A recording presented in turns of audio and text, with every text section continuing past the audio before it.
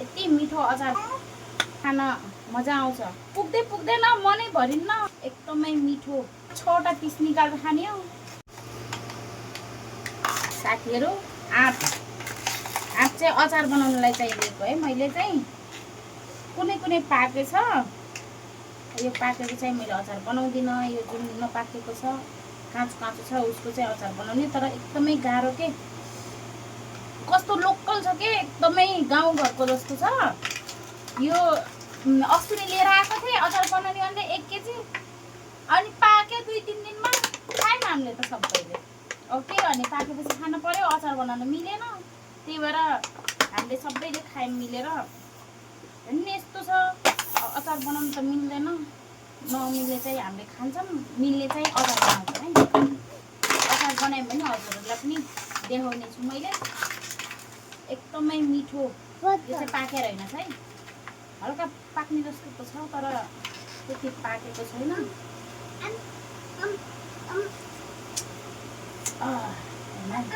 अब के गर्ने, काट्ने चिज अब केही पनि छैन। चक्कुले हो बल्ल बल्ल काट्ने। यस्तो छ, यति राम्रो छ।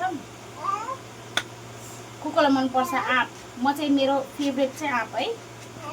अरू कसको आँप फेभरेट त्यो त मलाई थाहा भएन, मेरो चाहिँ फेभरेट हो। यति मिठो अचार बन्छ, लास्टै मनपर्छ क्या अचारको। आँपको अचार चाहिँ मेरो बेस्ट हो, लास्टै मनपर्छ।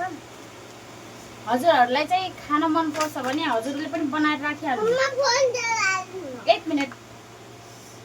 हजुरहरूले पनि बनाएर राखिहाल्नु, अनि त्यसपछि खान मजा आउँछ।